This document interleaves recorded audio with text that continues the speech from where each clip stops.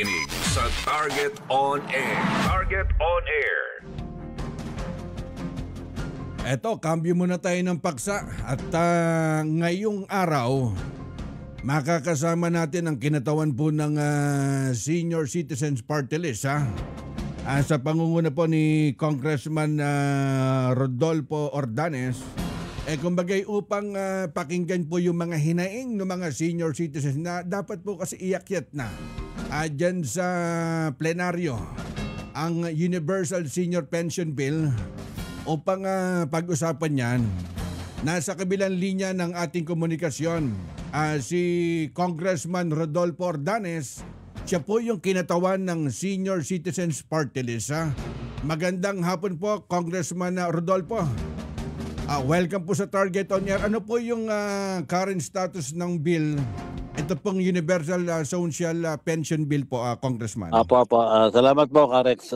Magandang hapon sa ating mga nakikinig at nanonood, nakasubaybay sa inyong programa. Ang status po nito ngayon ay nasa Kongres, nasa Senado. At ako po ay nananawagan pangmuli kay Senate President Chis Escudero. Total, meron pa namang nalalabing sesyon ng Senado, ay baka pwede pong ipasa na para naman ang House Bill sa Universal Pension ng mga senior citizens. Kasi po napakarami pong mga senior citizens ang matagal na pong umaasam na maging batas po ang ating Universal Pension. Mm-hmm. Kaya nananawagan tayo sa Senado sa pangunguna ng ating Senate President Chis Escudero na ipasa na nila yung ating House Bill number 10423. Kasi po kung hindi yun po maisa sa batas, ay back to square one tayo sa susunod na 20th Congress at mahabang panahon na naman ang gugugulin. Samantalang nandiyan na sa Senado ang ating House Bill 10423. At kung ano kaya yung pangunahing rason na kung bakit po naantala, kung baga nagtatagal ito? Well, ang sinasabi po ay walang pondo. Mm-hmm. Pero kung iisipin po natin ay hindi naman siguro kapani-paniwala na walang pondo. Kasi maliit lang po itong ating hinihinging budget. Nasa 50B lamang. Kung tutusin po natin ang ating budget na ngayon taon na to is 6 point something trillion yata. Mm-hmm. Kumbaga, nakikibahagi lamang po ang mga senior citizens para maging matupad na ang matagal na naming inaasam-asam. Yun po yung ating panawagan sa ating Senado sa pangunguna ng ating Senate President. At marahil may mga ibang nagsasabi na marami na raw pong uri ng ayuda, meron ng gobyerno at ito pong Universal Social Pension Bill, may panibagong ayuda na naman. Ano po pinakakomento nyo dito, Congressman? Alam niyo po, yung sinasabi nilang ayuda, yung AIX, AKAP, hindi naman po para sa seniors yung mga yun eh. Mm-hmm. Para sa mga yung mga kapusakita. Pero ito po ay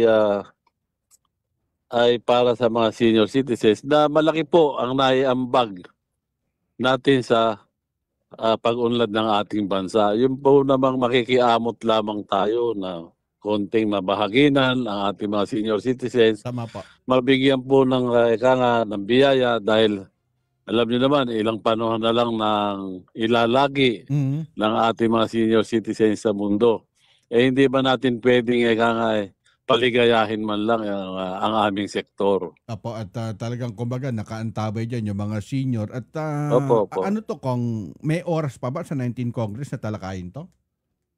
Alam niyo, Karex, yung ating Republic Act 11916, yung increase po ng social pension from 500 to 1,000.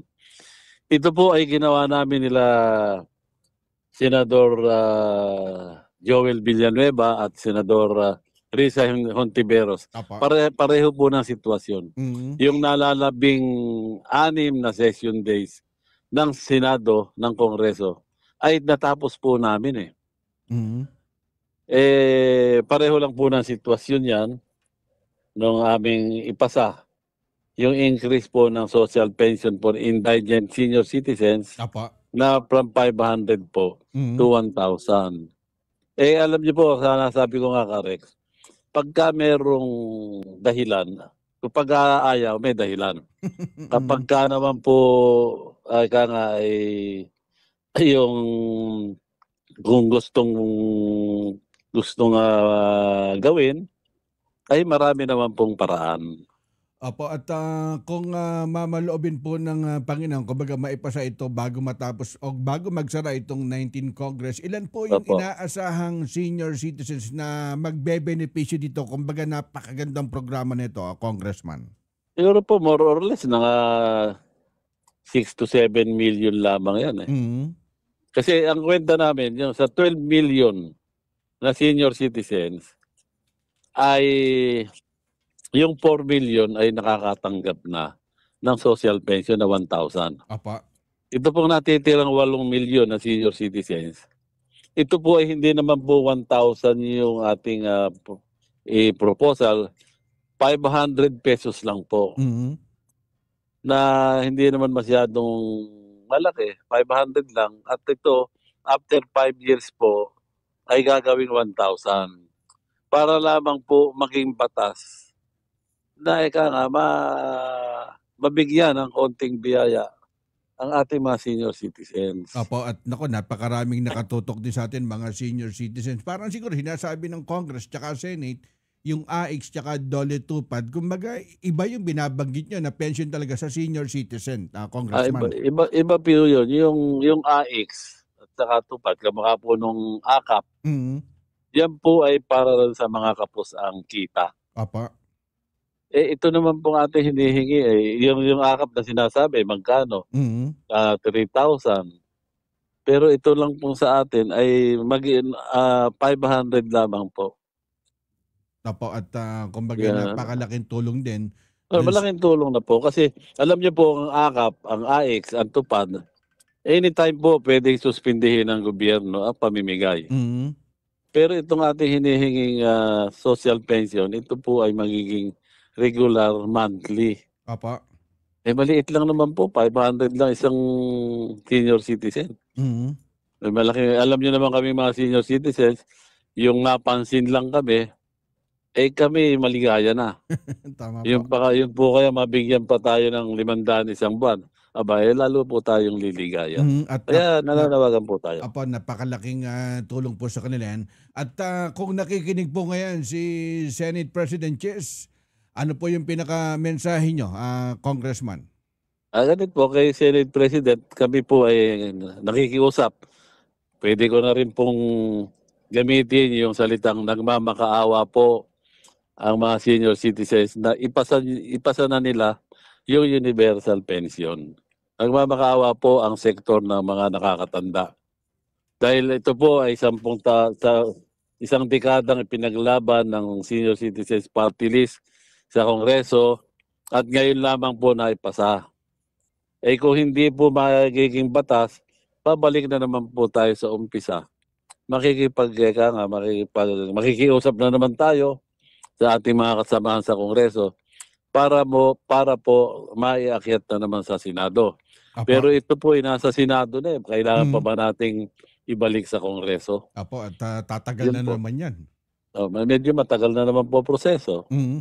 Kung Oo. maiba tayo, bukod dun sa assistance sa mga senior citizen, pagdating po dun sa mga bawat barangay, kumbaga iba pa to itong ipinapasan yung batas na to. Iba po yan. Iba yan. Mhm. Kasi yung sinasabi sa barangay, LGU po yun eh. Ito po ang ating national. Apo, mas maganda to, kumbaga pangkalahatan to, wala Opo. nang pipiliin. Wala po, kahit po si Presidente BBM, Mhm. kasama rin sa makakatanggap. Tayo po dalawa, makakatanggap din tayo. Kung tayo lang nagkakaintindihan, malayo pa tayo sa senior.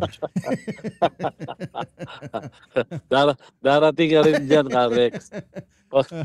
Kasi hindi ka man senior ngayon, darating ang panahon, makikinabang ka dito sa ating ipinakikiusap na batas sa mga senador. Apo, at ito yung dapat pinagtutuunan ng pansin ng mga senador na napakaraming magbebenepisyo ditong senior citizens na to, Opo. Congressman.